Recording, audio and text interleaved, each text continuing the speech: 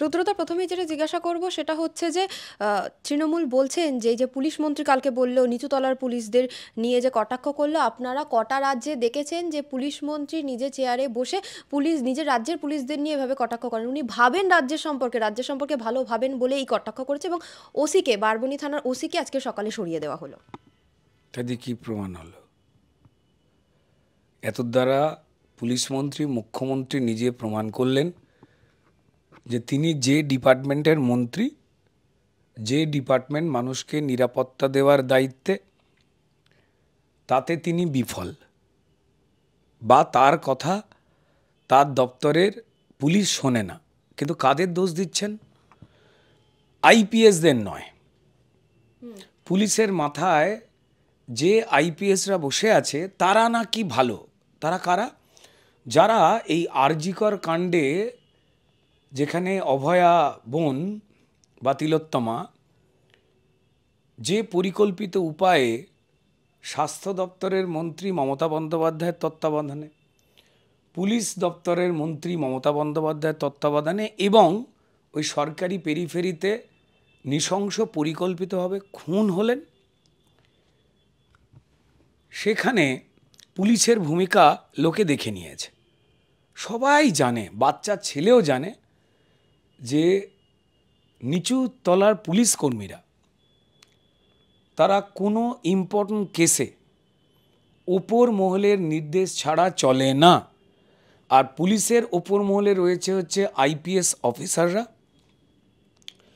আর এই আইপিএস অফিসারদের মাথায় রয়েছে পুলিশ মন্ত্রী মমতা বন্দ্যোপাধ্যায়।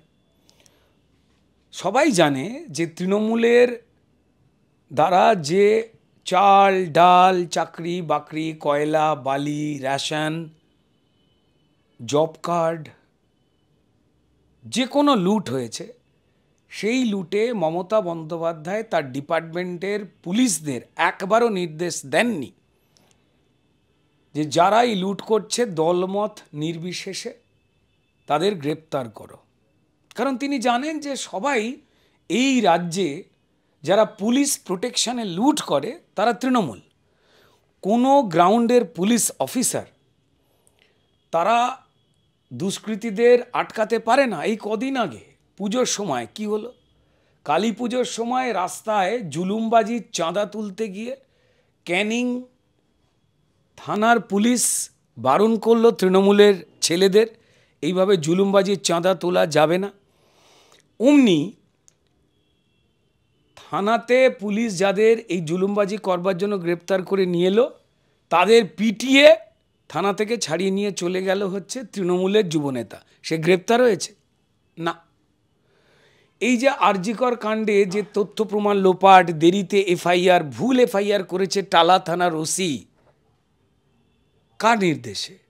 তাকে গ্রেপ্তার করেছে সিবিআই, জিজ্ঞাসাবাদ চলছে। তথ্য প্রমাণ, ভুল এফআইআর, 12 ঘন্টা পরে এফআইআর। কে গ্রেপ্তার করল? মমতা বন্দ্যোপাধ্যায়, তার ডিপার্টমেন্টের লোকজন? না, বরং এই আরজিকর কাণ্ডে প্রত্যক্ষভাবে কারুর নির্দেশে অপরাধমূলক কাজ করা এই পুলিশ অফিসার যে অভিজিৎ মণ্ডল, সে যখন সিবিআই ডাকবে, তাই সুস্থ শরীরকে অসুস্থ দেখিয়ে বিভিন্ন হাসপাতালে ভর্তি হওয়ার জন্য ঘুরে ঘুরে বেড়াচ্ছেন।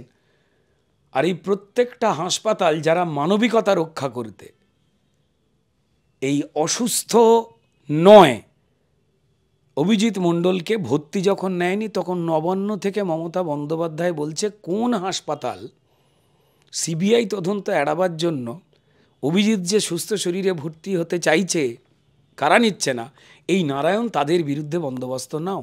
আমি বলছি না, ওপেন ভিডিও ফুটেজ রয়েছে, প্রত্যেকটা চ্যানেল দেখিয়েছে। তো সুতরাং এই রাজ্যে পুলিশ যদি সংবিধান মেনে, আইন মেনে, যে নাগরিকের পয়সায় মাইনে পায় সেই নাগরিকের জীবন নিশ্চিন্ত করতে চায়, ক্রিমিনালদের ধরতে চায়, তৃণমূলের নেতাদের নির্দেশে তারা ধরতে পারে না। আর এই নেতাদের নির্দেশ কখন আসে? যখন পুলিশ মন্ত্রী বলে দেয় যে পুলিশকে কিছু করবে না। বাচ্চা ছেলেও জানে মমতা বন্দ্যোপাধ্যায় বেসিক্যালি এই ইদানিং সময় যে এই কসবার গুলশান কলোনি, যেখানে রোহিঙ্গা এবং অবৈধ বাংলাদেশিরা ছেয়ে গেছে, যাদেরকে এই তৃণমূল ভোটার কার্ড বানিয়ে দিচ্ছে পয়সা দিয়ে, এবং সরকারি জমি মানে মানুষের জমি, এতে তৃণমূল বা মমতা বন্দ্যোপাধ্যায় বা কারোরই পৈতৃক সম্পত্তি নয়। তিনি এই ভূমি এবং ভূমি রাজস্ব মন্ত্রী, এক কথায় পশ্চিমবঙ্গের জমি মন্ত্রী। সেই জমিতে বসাচ্ছে তৃণমূল, দুটো ইনকাম করছে এই বিদেশিদের অবৈধ উপায়ে, যা সারা দেশে অবৈধ এবং নিষিদ্ধ। যে রোহিঙ্গা মুসলমানদের বাংলাদেশ মুসলিম প্রধান রাষ্ট্র তারা তাড়াচ্ছে, পাকিস্তান তাড়াচ্ছে সেই রোহিঙ্গাদের, এবং পশ্চিমবঙ্গে অবৈধভাবে ঢুকে পড়া বাংলাদেশিদের দিয়ে কলোনি বসিয়ে তাদের ভোটার বানানো হচ্ছে। এটা শুধু একটা কসবার ঘটনা নয়। কসবা, রাজারহাট, মধ্যমগ্রাম, বারাসাত, উত্তর 24 পরগনা, আপনাদের সবার মনে আছে ডিআরডিও, তারা যাতে কোনো মিসাইল না ভারতবর্ষের মাটিতে ভারতবাসীকে আক্রমণ করতে পারে, সেই মিসাইল ধ্বংস করার মেশিন টেস্ট করতে গিয়েছিল এইমাত্র কয়েক মাস আগেই। সেখানে তৃণমূলের নেতা পুরো রোহিঙ্গা কলোনি, বিদেশি মানে বহিরাগত অনুপ্রবেশকারী অন্য দেশের, তাদের বসিয়ে দিয়েছে, তাদের সরানো যাবে না বলে সেই পরীক্ষা হলোই না। মানুষের প্রাণ বিপন্ন করে দিচ্ছে, আর পুলিশ চুপ করে দেখছে। পুলিশের ঘাড়ে কটা মাথা, ট্রান্সফার হয়ে যাবে লোকাল যে পুলিশেরা থাকে। তারা অপরাধ করে, অপরাধ আড়াল করে, কিন্তু ওপর মহলে নির্দেশ ছাড়া করতে পারে না। এই সবাই জানে, তাদের বউ বাচ্চা আছে, ট্রান্সফার হয়ে যেতে হবে দুম হয়ে গিয়ে, দুম করে। ট্রান্সফার করে দেওয়ার কথা বলেছে কুণাল ঘোষ। কে কুণাল ঘোষ? উনি কি মিথ্যে কথা বলেন তা নিয়ে আপনাদের মাথা ব্যথা থাকতে পারে, পশ্চিমবঙ্গের লোকের মাথা ব্যথা নেই। তো এই জমি কেলেঙ্কারি প্রায়, এই সুশান্ত ঘোষ যে 2001 সালে নন্দীগ্রামে মমতা বন্দ্যোপাধ্যায়ের ইলেকশনের এজেন্ট ছিল, যে কসবার 108 নম্বরের কাউন্সিলর, যে পরিষ্কার জমি দুর্নীতিতে শেষ করে দিয়েছে ওখানটা। শুধু 108 নয়, সর্বত্র এই কাউন্সিলর এটা করছে। 109 অনন্যা ব্যানার্জি, অবৈধ নির্মাণ এক গাদা, সরকারি জমি আমার জমি, জমির দেখাশোনার দায়িত্ব মমতা বন্দ্যোপাধ্যায় জমি মন্ত্রী। তাদের কাউন্সিলররা দেখিয়ে দিচ্ছে কোন জমিকে আমরা ঝাড়তে পারবো, আপনি কিছু বলবেন না, পুলিশকে পাঠাবেন না। পুলিশ যাচ্ছে না, পুলিশ গেলে হাতে পয়সা দিয়ে বলছে চুপ, ট্রান্সফার হয়ে যাবে। আর ববি হাকিম ওই অবৈধ জলাজমিগুলোকে অবৈধ মিউটেশন করে, ট্রান্সফার করে সেখানে অবৈধ বিল্ডিং তুলিয়ে দিচ্ছেন। দায়ীকে মমতা বন্দ্যোপাধ্যায়, পুরো জমি স্ক্যাম থেকে নজর ঘোরাতে এই রোহিঙ্গা দিয়ে, বাংলাদেশি দিয়ে অবৈধভাবে পশ্চিমবঙ্গ তথা ভারতবর্ষের সব মানুষের জীবনকে, নিরাপত্তাকে যে বিঘ্নিত করছে, তার নাম মমতা বন্দ্যোপাধ্যায়। তিনি ফেঁসে গেছেন। 2000 বিঘা জমি এই 108 নম্বর সুশান্ত ঘোষের ওয়ার্ডে তালড্যাংরাতে, নরেন্দ্রপুর থানা, তার আন্ডারে লুট চলছে আদিবাসীদের জমি, জলা জমি। স্নেহের পরশ বলে একটি ডেভেলপার কোম্পানি, সে এটা করছে। তার সঙ্গে সঙ্গে ওই 108-তেই, ওইখানে কাছাকাছি, যেখানে এর আগের মুখ্যমন্ত্রী বুদ্ধদেব ভট্টাচার্য খেলার মাঠ বলে একটি জমিকে বলে দিয়েছিলেন, সেইখানে পাইমাক বলে একটি কোম্পানি কিভাবে সেই জমিটাকে হাতিয়েছে। জমি লুটের খেলা চলছে। আর এই সমস্ত কিছুর থেকেই নজর ঘোরাতে যখন মমতা বন্দ্যোপাধ্যায় দেখতে পেলেন নাম জড়িয়ে যাচ্ছে, তাই তিনি নজর ঘোরাবার জন্য প্রেস মিট করলেন। এবং সেখানে যে আইপিএসরা নবান্ন থেকে দাঁড়িয়ে বলেছিল, প্রেস মিট করে ভুল বুঝিয়েছিল আইপিএসরা, নবান্ন অভিযান নাকি বেআইনি, মনে পড়ছে সবার। আর একজন আইপিএস বলেছিলেন যে এই সন্দীপ ঘোষের কৃতকর্ম লোপাট করবার জন্য তার যে দালাল বাহিনী ঢুকেছিল, এই অভিজ্ঞা বিরূপাক্ষ, তাদের দেখিয়ে আইপিএস ইন্দিরা মুখার্জি মহাশয়া, তিনি বলেছিলেন ফিঙ্গার প্রিন্ট স্পেশালিস্ট, যারা সংবিধানের কসম খেয়ে এই দামি বর্দি পরে, দুর্মূল্য বর্দি, অশোক স্তম্ভকে সম্মান না জানিয়ে মানুষের সেবার দায়িত্বে যারা পড়াশোনা করেছেন, অত্যন্ত শিক্ষিত, তারা কোনো দলের অনুগত দাস নয়। তা সত্ত্বেও মমতা বন্দ্যোপাধ্যায় যা বলছেন শুনে চলছেন কোন ভালোবাসায়, কোন স্নেহের পরশ সেখানে জড়িয়ে আছে। তাদের যারা মমতা বন্দ্যোপাধ্যায়কে বেআইনি কাজে লুট তরাজে যে আইএস আইপিএসরা সাহায্য করেন মানুষের বিরুদ্ধে গিয়ে এই লুটেরা দলকে সাহায্য করেন, তাদেরকে মমতা বন্দ্যোপাধ্যায় বলছে ভালো, তাদের দলের লুট করা নেতামন্ত্রীদের বলছে ভালো, দোষ দিচ্ছে কাদের? তার ডিপার্টমেন্টেরই পুলিশ অফিসারদের। তিনি প্রমাণ করছেন একদিকে যেমন পুলিশ ব্যর্থ। কেন ব্যর্থ? তিনি ব্যর্থ। পুলিশ কখন সফল, পুলিশ কখন ভালো?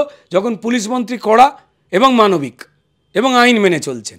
যিনি নিজেই বলেন আদালত বলেছে এটা শুনে আমায় চলতে হবে নাকি, আদালতের রায় মানতে হবে নাকি, তার তো অ্যারেস্ট হওয়া উচিত পুলিশের হাতে। তাই পুরো নজর ঘোরাতে এই জমি দুর্নীতি আর সারা পশ্চিমবঙ্গে রোহিঙ্গাদের এই যে ভোটার কার্ড দিয়ে হচ্ছে, হিন্দু মুসলমান সবার জীবন নষ্ট করছেন উনি ব্রিটিশের মতো শেষকালে যাওয়ার আগে। সেখান থেকে নজর ঘোরাতে কালকে ওই প্রেস মিটটা, এবং দুর্ভাগ্যজনকভাবে অত্যন্ত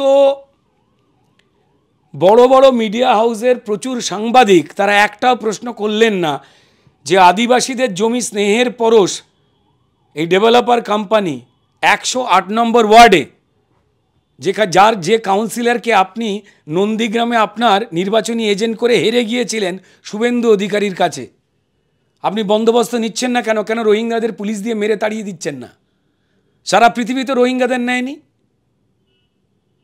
সারা পৃথিবীতে 50-এর উপরে মুসলমান দেশ আছে। কোরআন তো পাসপোর্ট নয়, গীতা পাসপোর্ট নয়, বাইবেল পাসপোর্ট নয়। প্রচুর খ্রিস্টান দেশ আছে, প্রচুর মুসলমান দেশ আছে। আপনি চাইলেই কি এদেশ থেকে ওই দেশে চলে যাবেন? সারা পৃথিবীতে কোনো মুসলমান কান্ট্রি এদের নেয়নি। কে নিচ্ছে? পাকিস্তান, বাংলাদেশ যাদের তাড়াচ্ছে তাদের মমতা বন্দ্যোপাধ্যায় তার চুরি দুর্নীতির জন্য ভোটার চলে যাচ্ছে দেখে এদেরকে ভোটার কার্ড দিয়ে আমাদের জমিতে লুট করে তিনি বসিয়ে দিয়ে প্রমোটিং করে বাড়ি বানিয়ে দিচ্ছেন। এই জমি কেলেঙ্কারিতে নাম জড়িয়েছিল। চ্যালেঞ্জ করছি মমতা বন্দ্যোপাধ্যায়কে, ববি হাকিমকে, পরিষ্কার বলুন যে তালড্যাংরাতে যে 2000 বিঘা লক্ষ কোটি টাকার উপরে স্ক্যাম, সেখানে ডেভেলপার কোম্পানি ডেভেলপ করছে, তারা কাগজ দেখাতে পারবে? কিন্তু তৃণমূল কংগ্রেস বলছে তো এই যে জলাজমি যে পূরণ হয়েছে বলছে সিপিএম এর আমলে। আরে বাবা, সিপিএম আমি ধরলাম সিপিএম আমলে সিপিএম দুর্নীতি করতো, দুর্নীতি করেছিল, মুখে বড় বড় আদর্শের কথা বলতো বলেই এই সিপিএমকেই তো ছুঁড়ে ফেলে দিয়েছে পশ্চিমবঙ্গের মানুষ। সেই জন্যই তো টালির চালের একজন লড়াকু মহিলাকে সততার প্রতীক বলে বিশ্বাস করে পশ্চিমবঙ্গের সব মানুষ ভোট দিয়ে নিয়ে এসেছিল। তারা এসে সিপিএমের যা দুর্নীতি সেটাকে শিল্পের পর্যায়ে নিয়ে গেছে। লজ্জা লাগছে না এই কথাটা বলতে এদের? যে ওই দুর্নীতিকে, ওই অপশাসনকে, ওই অন্যায়, ওই খুন খারাপি, ওই সায়েন্টিফিক রিগিং, ওই ভোট লুটের জন্যই 34 বছরকে ধরে সিপিএমকে ভোট দেওয়া পশ্চিমবঙ্গের বঞ্চিত মানুষ উন্নতি হবে, ডেভেলপমেন্ট হবে, কারখানা হবে, বেকাররা কাজ পাবে। 34 বছর ধরে এক ফাটা রেকর্ড চালিয়ে এসছে যে সিপিএম, তাকে ছুঁড়ে ফেলে গরিব বাড়ির মেয়ে মমতা বন্দ্যোপাধ্যায়ের হাতে সবাই ভোট দিয়েছিল, সব দলমত নির্বিশেষে, যে গরিব মানুষ তিনি গরিবের উপকার করবেন। কিন্তু একটা টার্ম 2005 থেকে এই 2011 থেকে 5 বছর পর 2016 যাওয়ার পর থেকে তিনি গরিবদের বাঁচাবার জায়গায় গরিবদের যারা লুট করছে তাদের মুখ্যমন্ত্রী হয়ে গেলেন। তৃণমূল কি বলছে মানে এখনও তৃণমূলের কথা মানে কে শোনে? কোনো ভদ্রলোক শুনবে? তাদের দলে যে 2-1টা হাতে গোনা ভদ্রলোক আছে যাদের হৃদয়ে মানবিকতা আছে। আমার রাজ্যে জাস্টিস ফর আরজি কর মায়েরা, মেয়েরা, বোনেরা, দাদারা স্লোগান দিলে তাদের খুনের ধারায় অ্যারেস্ট করে মমতা বন্দ্যোপাধ্যায়ের নির্দেশে চলা পুলিশ। আমি মিথ্যে বলছি না? তাদের মারে তৃণমূলের লোকাল যারা নেতা, মায়েদের বোনেদের মারছে, মোবাইল কেড়ে নিচ্ছে। জাস্টিস ফর আরজি কর বলা যাবে না, কারণ তারা জানে নালে তো এটা করতো না। যে আরজি করে যেভাবে পরিকল্পিত উপায়ে ডাক্তার হত্যা হয়েছে তা একা সঞ্জয় করেনি, আমাদের দলের প্রচুর লোক জড়িয়ে আছে এর মধ্যে, সেই জন্যই তো মারছে। নালে আপনি কারুর নাম নিচ্ছেন, এটা মিছিল করছি, কোন একটা রাজনৈতিক দল এসে মারছে কেন? সেই রাজনৈতিক দল যে সরকার চালাচ্ছে তার পুলিশ, আপনি গান গাইছেন, স্লোগান দিচ্ছেন, আপনাকে খুনের ধারায় অ্যারেস্ট করছে কেন? সোজা উত্তর। তাই তৃণমূল কি বললো, কেন বলতে আসছেন? এরা নিজেদের মধ্যে মারামারি করছে, শেষকালে লুটতরা চলাচ্ছে। ওরা রোজ এত মিথ্যা কথা বলে ভুলে গেছে যে মানুষ মনে রেখে দেয় সব কথা। তাই কে কুণাল ঘোষ কী বললো, তাহলে যদি কুণাল ঘোষের কথা সত্যি ধরতে হয় তাহলে তো ধরতে হবে যে সারদায় পশ্চিমবঙ্গের সব মানুষের যা সর্বনাশ হয়েছে, তাহলে কুণাল ঘোষ যে বলেছিলেন মমতা বন্দ্যোপাধ্যায় আসল সুবিধাভোগী, আমার পাশের জেলের কুটুরিতে তার স্থান হওয়া উচিত, এটাও তাহলে সত্যি? এটা কি আপনারা মানছেন? তাহলে মেনে নিন এটা, তাহলে বাকিটা মেনে নেব। কুণাল ঘোষ বলেছিলেন, আমি নয়, কুণাল ঘোষ বলেছিলেন যে এই তৃণমূলের সরকারটাই নাকি দুর্নীতির টাকায় তৈরি হয়েছে, ভিডিও আছে, চালিয়ে দিন। তাহলে এটাও কি সত্যি? এই কুণাল ঘোষ যখন কদিন তৃণমূল ছেড়েছিলেন বলেছিলেন শিক্ষা দুর্নীতি এবং সন্দেশখালিতে শেখ শাহজাহানদের মা বোনদের দিয়ে পিঠে বানাবার নাম করে অত্যাচার এবং মানুষের জমি জিরে চুরি করা, এই সব নাকি দল জানতো এবং চাইলে বন্ধ করতে পারত। কোন একটি বড় চ্যানেলের ইন্টারভিউতে ঠোঁট ফুলিয়ে চোখে জল নিয়ে বলেছিলেন, আমি বলছি না। তাহলে কুণাল ঘোষের এই কথাগুলোও সত্যি।